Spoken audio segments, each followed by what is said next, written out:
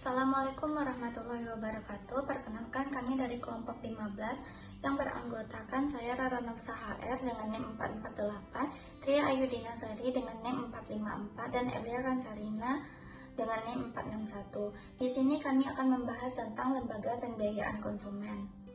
Nah, yang pertama yaitu pengertiannya.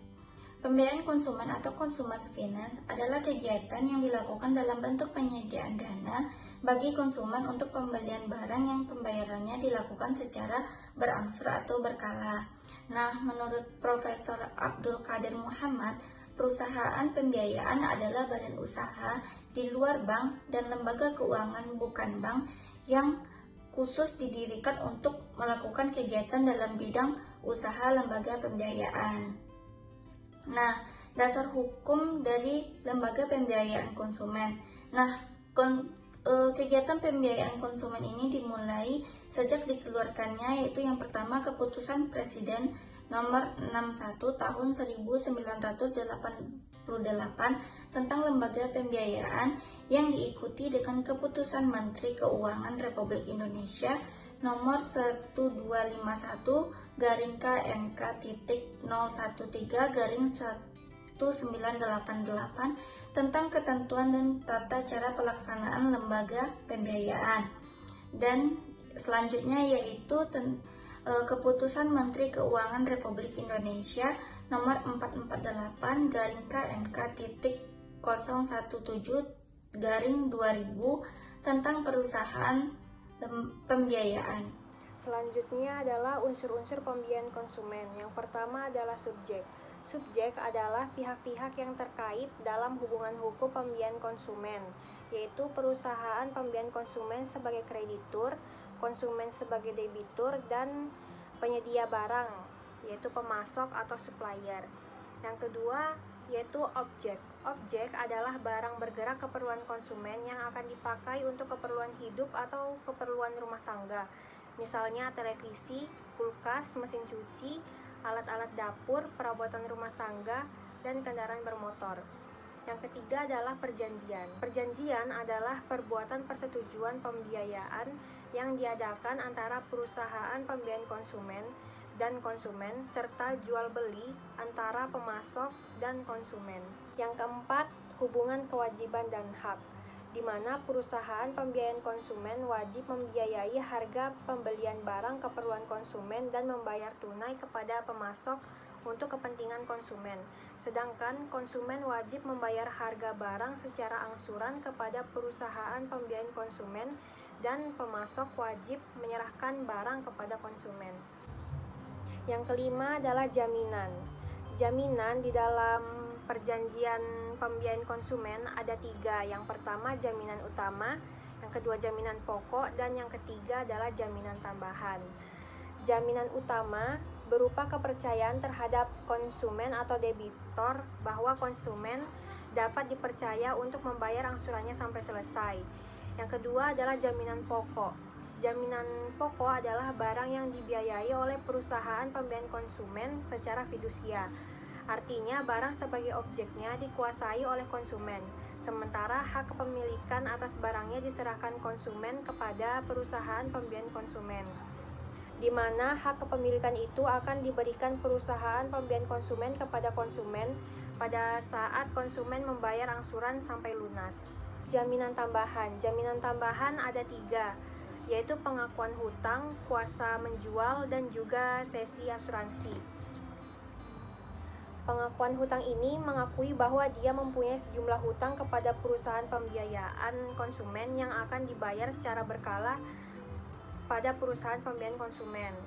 Lalu kuasa menjual, artinya konsumen memberikan kuasa kepada perusahaan pembiayaan konsumen untuk menjual barang apabila konsumen tidak dapat membayar angsuran secara berkala, sehingga dengan demikian perusahaan pembiayaan dapat mengambil barang dari tangan konsumen melalui prosedur hukum, kemudian barangnya akan dijual atau dilelang, dan hasil lelangnya untuk membayar hutang kepada perusahaan pembiayaan konsumen, dan jika ada sisa maka akan dikembalikan kepada konsumen. Lalu sesi asuransi. Sesi asuransi adalah pengalihan hak dari konsumen kepada perusahaan pembiayaan konsumen apabila terjadi resiko terhadap barang sebagai objek dalam perjanjian. Karena barang sebagai objek ini diasuransikan dan pembayaran asuransi dibebankan kepada konsumen, sehingga hak untuk mendapatkan ganti rugi dari perusahaan asuransi ada pada konsumen. Syarat pembatalan. Perjanjian pembiayaan konsumen terikat oleh semua peraturan umum yang termuat dalam buku ketiga KUH Perdata. Salah satunya adalah ketentuan pasal 1266 KUH Perdata. Pasal ini menjelaskan mengenai syarat batal dan wewenang pembatalan. Bunyi pasal ini adalah bahwa syarat batal dianggap selalu dicantumkan dalam persetujuan yang timbal balik andai-kala salah satu pihak tidak memenuhi kewajibannya. Dalam hal demikian, persetujuan tidak batal demi hukum, tetapi pembatalan harus dimintakan kepada pengadilan. Permintaan ini juga harus dilakukan meskipun syarat batal mengenai tidak dipenuhinya kewajiban dinyatakan di dalam persetujuan. Jika syarat batal tidak dinyatakan dalam persetujuan, maka hakim dengan melihat keadaan atas permintaan tergugat leluasa memberikan suatu jangka waktu untuk memenuhi kewajiban, tetapi jangka waktu itu tidak boleh lebih dari 1 bulan. Di sini saya akan melanjutkan hasil presentasi dari kelompok saya, yaitu alasan peminjaman pembiayaan konsumen. Ada 4, yaitu yang pertama keterbatasan sumber dana formal, yang kedua koperasi simpan pinjam sulit berkembang, yang ketiga bank tidak melayani pembiayaan konsumen, yang keempat pembiayaan tinta darat yang mencekik. Selanjutnya ada juga manfaat pembiayaan konsumen. Yang pertama yaitu pemasok. Manfaat utama bagi pemasok dengan adanya pembiayaan konsumen adalah meningkatkan penjualan. Dengan adanya perusahaan pembiayaan konsumen, maka pemasok dapat memperoleh pembayaran secara tunai dan angsuran konsumen dialihkan kepada perusahaan pembiayaan konsumen. Risiko tidak terbayarnya kredit konsumen yang semula ditanggung oleh pemasok juga menjadi dapat dialihkan kepada perusahaan pembiayaan konsumen. Yang kedua yaitu ada manfaat utama bagi konsumen adalah kesempatan untuk membeli atau memiliki barang meskipun dana yang tersedia saat ini belum cukup untuk menutup seluruh harga barang atau jasa. Keunggulan pembiayaan konsumen dibanding kredit bank antara lain yaitu prosedur yang lebih sederhana, proses persetujuan yang biasanya lebih cepat, perusahaan pembiayaan konsumen biasanya tidak mensyaratkan penyerahan anggunan tambahan sepanjang konsumen atau debitur cukup layak untuk dipercaya kemampuan dan kemauannya memenuhi kewajibannya.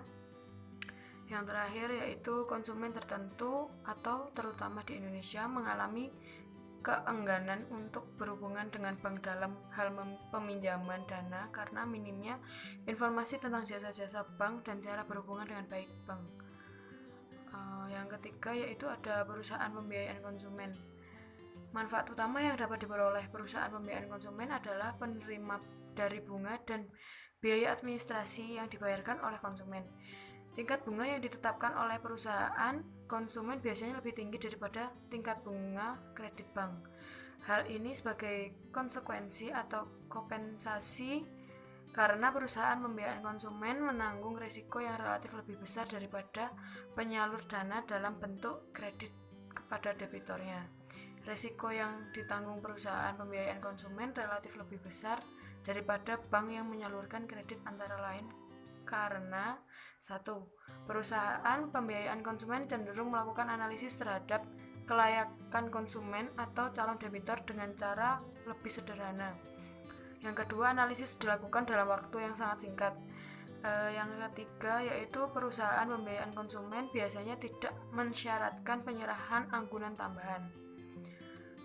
Sekian presentasi dari kelompok kami. Apabila ada kurang lebih yang mohon maaf. Wassalamualaikum warahmatullahi wabarakatuh.